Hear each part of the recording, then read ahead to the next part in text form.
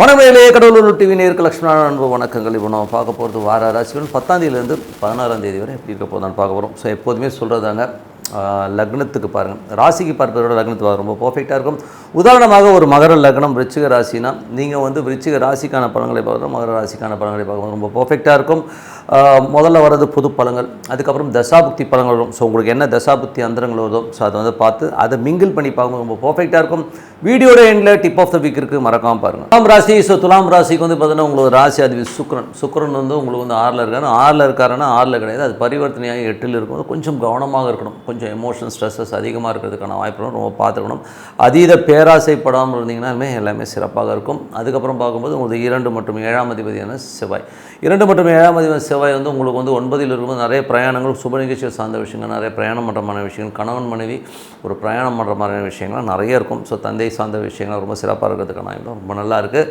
அதுக்கப்புறம் பார்க்கும்போது உங்களுக்கு 3 மற்றும் 6ஆம் அதிபதியான குரு. ஸோ 3 மற்றும் 6ஆம் அதிபதி குரு பரிவர்த்தனையில் 6ல் வரும்பொழுது வேலையில் நல்ல ஏற்றங்கள், புதிய ஒரு திட்டங்கள், புதிய ஒரு வழிமுறைகள்லாம் செய்வீங்க. ஸோ அதில் வந்து நல்ல ஏற்றங்கள், நல்ல லாபங்கள் வரதுக்கான ரொம்ப நல்லா இருக்குது. அதுக்கப்புறம் பார்க்கும்போது உங்களுக்கு 4ஆம் அதிபதி 5ல் இருக்குது. ஸோ 4ஆம் அதிபதி 5ல் இருக்கும்போது அவன் தாயாரோட உடல்நலம் சார்ந்த விஷயங்கள்லாம் ரொம்ப சிறப்பாக இருக்கும். கொஞ்சம் வந்து ஒரு சின்ன சின்ன உடல் உபாதைகள் கொடுத்தாலும் அதுக்கப்புறம் எல்லாமே சரியாகிறதுக்கான வாய்ப்புகளை கண்டிப்பாக கொடுத்துருங்க. ஸோ அது ரொம்ப சிறப்பு தான். அதுக்கப்புறம் பார்க்கும்போது உங்களுக்கு வந்து 4ஆம் அதிபதி 5ல் இருக்கும்போது வருமானங்கள், வீடு சொத்துக்கள் சார்ந்த விஷயம், நல்ல வருமானங்கள் வரதுக்கான வாய்ப்புகள் நல்ல சிறப்பாக இருக்குது. சில பேர் வந்து லோன் வாங்கி தான் வண்டி வாங்கலாம், வீடு வாங்கலாமாங்கிற எண்ணங்களை கண்டிப்பாக ஏற்படுத்தும். அதுக்கப்புறம் பார்க்கும்போது உங்களுக்கு 5ஆம் அதிபதி. ஸோ 5ல் வந்து பார்த்திங்கன்னா சனி ஆட்சி பலத்தோடு இருந்து குருவுடைய சாரத்தில் இருக்கும்பொழுது அது குரு வந்து 6ல் இருக்காருங்க. ஸோ அதில் வந்து பார்த்திங்கன்னா குழந்தைகளுடைய வளர்ச்சி ரொம்ப சிறப்பாக இருக்கும். குழந்தைகள் அடுத்த கட்டத்திற்கு போகிறதுக்கான ரொம்ப நல்லா இருக்கும். அவங்களோட வளர்ச்சியெல்லாம் ரொம்ப அற்புதமாக இருக்கும். அதுக்கப்புறம் போது உங்களுக்கு 6ஆம் அதிபதி வந்து உங்களுக்கு வந்து இப்போ 6லேயே வந்து ஆட்சி பலம் பண்ணும். வேலையில் நல்ல மாற்றங்கள், நல்ல ஏற்றங்கள் வருவதற்கான வாய்ப்பு, கடன் கேட்ட இடத்துல கிடைக்கிறது, இந்த மாதிரி விஷயங்கள்லாம் ரொம்ப சிறப்பாக இருக்கும். அதுக்கப்புறம் 7ஆம் அதிபதியான செவ்வாய் வந்து பார்த்திங்கன்னா 9ல் இருக்கும்போது ஒரு நிறைய பிரயாணங்கள், வியாபார ரீதியான ஒரு பிரயாணங்கள், கணவன் மனைவி கொஞ்சம் பிரயாணம் பண்ணுறமான விஷயங்களும் நிறைய ஏற்படுத்தும். தந்தை சார்ந்த உறவுகளால் நல்ல லாபம் கிடைக்கிறதுக்கான வாய்ப்பும் ரொம்ப சிறப்பாக இருக்குது. அதுக்கப்புறம் பார்க்கும்பொழுது உங்களுடைய 8ஆம் அதிபதி. ஸோ 8ஆம் அதிபதி பார்த்திங்கன்னா அது பரிவர்த்தனை வந்து 8 வந்து சுக்கிரன் வந்து 8லேயே இருக்கிறதா கணக்கு. ஸோ அதனால் பெண்கள் சார்ந்த விஷயங்கள் ரொம்ப கவனமாக இருக்கணும். நீங்களே பெண்ணாக கொஞ்சம் எமோஷன்ஸ் ஜாஸ்தியாக இருக்கிறதுக்கான வாய்ப்புகளும் கொஞ்சம் கவனமாக இருக்கிறது ரொம்ப அவசியம்.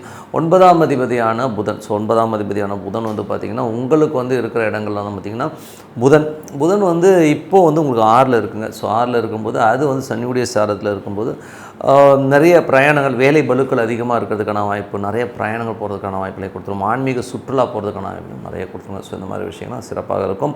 அதுக்கப்புறம் பார்க்கும்போது உங்களுடைய 10ஆம் அதிபதி சந்திரன் வந்து சிறப்பான நல்ல லாபம், தொழில் ரீதியான விஷயம், நல்ல லாபங்கள் கொடுக்கறதுக்கான வாய்ப்பும் ரொம்ப சிறப்பாக இருக்குங்க.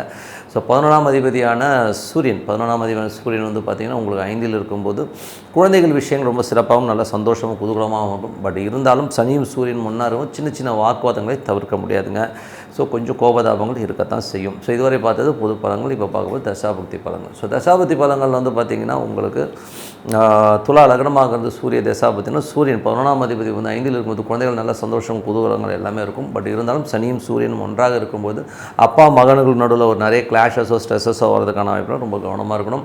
அதுக்கப்புறமா 2 மற்றும் 7ஆம் அதிபதியான செவ்வாய் வந்து இப்போ 9ல் இருக்கும்போது திருமணமும் சுப நிகழ்ச்சியை சார்ந்த விஷயத்துக்காக நிறைய பிரயாணம் பண்ணுறமான விஷயங்களை கண்டிப்பாக ஏற்படுத்தும். வெளிநாட்டில் இருக்கும் நல்ல வருமானங்கள், நிறைய ஏற்றங்கள் வருவதற்கான வாய்ப்பும் ரொம்ப சிறப்பாக இருக்குங்க. ஸோ அதுக்கப்புறம் பார்க்கும்போது உங்களுக்கு 3 மற்றும் 6ஆம் அதிபதியான குரு. ஸோ அது வந்து பரிவர்த்தனை 6லேயே இருக்கும்போது தொழில் ரீதியான விஷயங்கள், அதுவும் வேலை செய்கிற இடங்கள் நல்ல ஏற்றங்கள், நல்ல லாபங்கள், வேலை செய்கிற இடமே வேறு வேலை கிடைச்சி சில பேர் மாறி போகிறதுக்கான வாய்ப்புகளும் ரொம்ப சிறப்பாக இருக்குங்க. ஸோ அதெல்லாம் ரொம்ப நல்ல விஷயங்கள். அதுக்கப்புறம் உங்களுக்கு 4ஆம் அதிபதி 5ல். ஸோ 4ஆம் அதிபதி 5ல் வந்து தாயார் சார்ந்த உறவுகளும் நல்ல சிறப்பாகவும் நல்ல ஏற்றமாக இருக்கிறதுக்கான வாய்ப்பு ரொம்ப நல்லா இருக்குது. இருந்தாலும் வந்து சனி வந்து இப்போ வந்து 6ஆம் இடத்துல இருக்கும். தாயாரோட உடல்நலம் சார்ந்த விஷயங்கள் கொஞ்சம் கவனமாக இருக்கிறது ரொம்ப நல்லது. அதுக்கப்புறம் பார்க்கும்போது உங்களுக்கு 6ஆம் அதிபதி. ஸோ 6ஆம் அதிபதியான குரு. 6ஆம் அதிபதி குரு வந்து 6லேயே ஆட்சி வரும்போது கொஞ்சம் வேலையில் நல்ல விஷயங்கள்லாம் சிறப்பாக இருக்கும். அதுக்கப்புறம் துலா லக்னமாக இருந்து ராகு தசாபுத்தி இருந்தாங்க. ஸோ ராகு வந்து பார்த்திங்கன்னா உங்களுக்கு வந்து என்ன மாதிரி விஷயங்களே கொடுப்பார் அப்படின்னும் போது ராகு வந்து இப்போ வந்து 6ல் இருக்கார். 6ல் இருந்து இப்போது அவர் குருடைய சாரத்தில் இருக்கும்போது சிறப்பான பலன்கள், வேலையில் நிறைய சின்ன எமோஷன்ஸ் இருந்தாலும் நல்ல ஏற்றங்களை கொடுக்கறதுக்கான வாய்ப்புலாம் ரொம்ப சிறப்பாக இருக்குது. வேலையில் வந்து பார்த்திங்கன்னா சில பேர் வெளிநாடு பிரயாணம் பண்ணுறமான விஷயங்களை கண்டிப்பாக கொடுத்துருவார். துலா லக்னமாக வந்து குரு தசாபுத்தியான குரு வந்து பார்த்திங்கன்னா உங்களுக்கு வந்து 8ல் இருக்கிற மாதிரி இருந்தாலும் அவர் வந்து இப்போ 6ல் தான் இருக்கார். ஸோ 6ல் இருக்கும்போது பார்த்திங்கன்னா வேலையில் நல்ல ஏற்றங்கள், நல்ல லாபங்கள் வரதுக்கான வாய்ப்பு, வேலையில் வந்து சின்ன சின்ன தலைவலிகள் இருந்தாலும் நல்ல ஒரு மாற்றங்களை கொடுக்கறதுக்கான வாய்ப்பிலே கண்டிப்பாக இருக்குங்க. ஸோ துலா லக்னமாக இருந்து சனி தசாபுத்தினா சனி வந்து பார்த்திங்கன்னா உங்களுக்கு வந்து 3ஆம் அதிபதி 4ல் இருக்கும், 4ஆம் அதிபதி 5ல் இருக்கும்போது சொத்துக்கள் சார்ந்த விஷயம் நல்ல லாபம் நல்ல ஏற்றங்கள் வருவதற்கான வாய்ப்பு, புதிய சொத்துக்கள் வாங்குறது இல்லை ஒரு கடன் வாங்கி ஒரு வண்டி வாங்குறது மாதிரி விஷயங்கள்லாம் கண்டிப்பாக ஏற்படுத்தும். லோன் போட்டு ஒரு வீடு வாங்கலாங்கிற எண்ணங்களையும் கண்டிப்பாக ஏற்படுத்தும். துலா லக்னமாக இருந்து சனி தசாபுத்தி சனி வந்து பார்த்திங்கன்னா உங்களுக்கு வந்து 5ல் இருக்கிறாங்க. ஸோ 5ல் இருக்கிற சனி வந்து 4ஆம் தேதி 5ல் இருக்கும்போது தாயார் சார்ந்த உறவு நல்ல லாபங்கள் சொத்துக்கள் நல்ல லாபங்கள் வர்றதுக்கான ரொம்ப நல்லா இருக்குங்க. துலா லக்னமாக இருந்த புதன் தசாபுத்தி வந்தாங்க. புதன் வந்து பார்த்திங்கன்னா உங்களுக்கு வந்து என்ன மாதிரி விஷயங்களை பண்ணுவார் போது புதன் வந்து உங்களுக்கு வந்து 6ல் வந்து இருக்கார். 6லேருந்து சனியுடைய சாரத்தில் இருக்கும்போது ஆன்மீக சுற்றுலா போகிறதுக்கான வாய்ப்புகள், குழந்தைகளுக்காக நிறைய ஏற்றங்கள் நல்ல விஷயங்கள் பண்ணுறதுக்கான வாய்ப்புலாம் ரொம்ப சிறப்பாக இருக்குங்க. துலா லக்னமாக இருந்த கேது தசாபுத்தி கேது வந்து பார்த்திங்கன்னா ஒரு 12ல் இருக்கும்போது கொஞ்சம் பிரயாணங்கள் நிறைய பேர் கொள்வதற்கான ஆன்மீக சுற்றுலா போகிறதுக்கான வாய்ப்புகளும் நிறைய ஏற்படுத்தும். துலா லக்னமாக இருந்து சுக்கிர தசாபுத்தி அந்த சுக்கிரன் வந்து பார்த்திங்கன்னா உங்களுக்கு வந்து 8ல் இருக்காருன்னு அர்த்தம். ஏன்னா அது குரு வந்து பரிவர்த்தனை வந்து இருக்கும்போது அது 8க்கு வந்துடுது. ஸோ 8க்கு வரும்போது பார்த்திங்கன்னா உங்களுக்கு வந்து நிறைய ஒரு சின்ன ஸ்ட்ரெஸ்ஸஸ் டென்ஷன்ஸ் இருக்கிறதுக்கான உங்களுக்கு ரொம்ப கவனமாக இருக்குங்க. மற்றபடி என்ன இது ஒரு கேல்குலேஷன்ஸ், அந்த கேல்குலேஷன் வந்து பர்ஃபெக்டாக அப்ளை பண்ணி நீங்கள் வந்து ப்ளஸ் மைனஸை நோட் பண்ணி வச்சுருந்தீங்கனாலே ரொம்ப சிறப்பாக இருக்குங்க. Tip of the week. So tip of the வீக்கில் வந்து பார்த்திங்கன்னா இப்போ நம்ம பார்க்க போகிறது பரிகாரங்கள் யாருக்கெல்லாம் பலிக்காது. ஸோ இதை வந்து மேஜராக வந்து எல்லோருமே தெரிஞ்சுக்கணும். ஸோ ஏன்னா எல்லோருமே வந்து கண்மூடித்தனமாக இந்த பரிகாரம் பண்ணுங்கள் அந்த பரிகாரம் பண்ணுங்கன்னு சொல்லுவாங்க. ஸோ அந்த மாதிரி பரிகாரம் பண்ணால் என்ன மாதிரி நடக்கும், ஸோ பரிகாரம் பண்ணாமல் அந்த பிரச்சனையிலேருந்து நம்ம எப்படி வெளியில் வர்றது, ஸோ இதை பற்றி தான் வந்து இந்த டிப் ஆஃப் த வீக்கில் சொல்ல போகிறோம். ஸோ பரிகாரங்கள்ன்றது வந்து பார்த்திங்கன்னா ஜென்ரலாகவே வந்து ஒரு பாதக ஸ்தானத்தும் ஒரு பாதகாதிபதியாகவோ இல்லை பாதக ஸ்தானத்துலேயோ வந்து அந்த பரிகார கிரகங்கள் இருந்தது. உதாரணமாக ஒரு 7ல் வந்து ஒரு பரிகாரம் பண்ணுறோம்னா அங்கே வந்து உங்களுக்கு பாதகாதிபதியாகவோ பாதகமாகவோ இருந்ததுன்னா அந்த பரிகாரங்கள் வந்து அவ்வளோ பர்ஃபெக்டாக எடுக்காது. நம்பர் 1. 2வது வந்து உங்களுக்கு வந்து இன்னொரு விஷயம் என்னென்னா அஷ்டமாதிபதியோட தொடர்பு. எந்த பரிகாரத்தும் இப்போ சப்போஸ் வந்து ஒரு 7ஆம் இடத்துக்கு வந்து ஒரு பரிகாரம் பண்ணுறீங்க, அந்த 7ல் வந்து அஷ்டமாதிபதி இருக்காருன்னா அந்த 7க்குரிய அந்த பரிகாரத்தை நீங்கள் பண்ணிங்கன்னா அந்த பரிகாரம் பலிக்காது. இன்னும் கேட்டிங்கன்னா அந்த பிரச்சனைகள் அதிகமாகுங்கிறது தான் உண்மையான விஷயம். அதுக்கப்புறம் வந்து இன்னொரு கிரகம் என்னென்னா செவ்வாயுடைய பார்வையோ செவ்வாயுடைய சேர்க்கையோ செவ்வாயுடைய விஷயங்கள் வந்து இணைவு இருக்கிற பரிகாரங்கள் வந்து கண்டிப்பாக பலிக்காது. காரணம் என்னென்னா காலபுருஷனுக்கு அஷ்டமாதிபதி அதை 8ஆம் அதிபதியாக இருந்து அவருடைய பார்வையிலையோ சேர்க்கையிலையோ இருக்கிற பரிகாரங்கள் வந்து நமக்கு வந்து ஒர்க்கே ஆகாது. அது ரொம்ப நெகட்டிவிட்டியான பலன்களை கண்டிப்பாக கொடுக்கும். ஸோ அதை வந்து நம்ம மைண்டில் வச்சுக்கணும். ஏன்னா அஷ்டமாதிபதியாக இருந்தாலும் காலபுருஷன் அஷ்டமாதிபதியாக இருக்கிற செவ்வாய் வந்து கனெக்டிவிட்டியில் எந்த பரிகாரம் பண்ணாலும் அது நடக்கவே நடக்காது. இன்னொன்று அந்த பரிகாரம் பண்ணுற நாள்லேயும் வந்து பார்த்திங்கன்னா அந்த நட்சத்திரங்களோ அந்த கிரக சேர்க்கைகளோ அந்த பரிகார ராசிக்கு இருக்கக்கூடாதுங்கிறது தான் உண்மையான விஷயம்.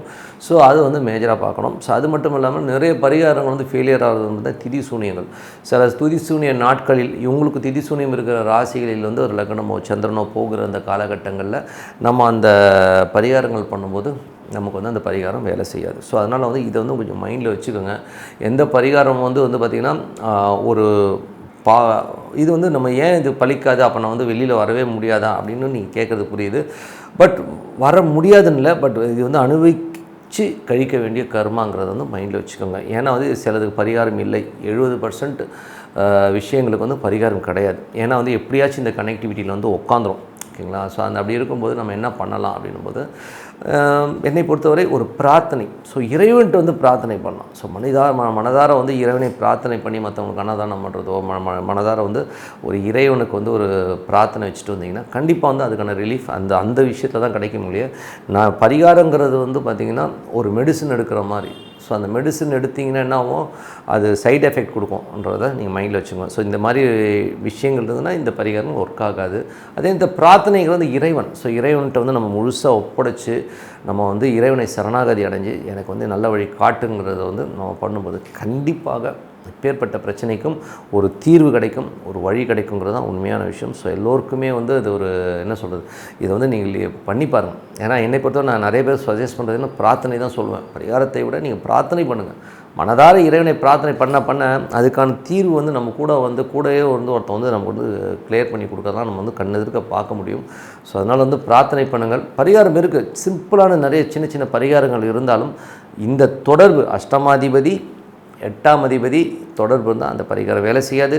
திதிசூனியம் கனெக்டிவிட்டியான அது உங்களுக்கு திதிசூனிய ராசிகளில் நீங்கள் பரிகாரம் பண்ணும்போது அந்த பரிகாரங்கள் பலிக்காது. ஸோ அதுக்கு ரொம்ப பர்ஃபெக்டாக பார்த்துக்கணும். ஸோ இந்த மாதிரி விஷயங்களை மட்டும் கொஞ்சம் கவனமாக இருந்துங்க. மற்றபடி எல்லாமே சிறப்பு தாங்க. ஸோ நல்ல விஷயங்கள் நல்ல மாற்றங்கள்லாம் இருக்கணும்னா நமக்கு வந்து ஒரு பிரார்த்தனை அவசியம். டெய்லி வந்து நான் தான் சொல்லுவேன், நீங்கள் வந்து 3 வேளை சாப்பாடு 1 வேளை தூக்கம் எப்படி அவசியமோ இது மாதிரி மனதார இறைவனை வந்து ஒரு பிரார்த்தனை பண்ணும்போது கண்டிப்பாக நம்ம அடுத்த லெவல் போகிறதுக்கான ரொம்ப சிறப்பாக இருக்கும்னு சொல்லிட்டு உங்களோட விடைபெறுவது உங்கள் லக்ஷ்மி நாராயணன். நன்றி, வணக்கம். கடவுள் அருள் டிவியை பார்த்தமைக்க நன்றிகள். மேலும் இது போன்ற தகவல்களை தெரிந்து கொள்ள கடவுள் அருள் டிவியை சப்ஸ்கிரைப் செய்யுங்கள். மறக்காமல் பெல் ஐக்கானை கிளிக் செய்யுங்கள்.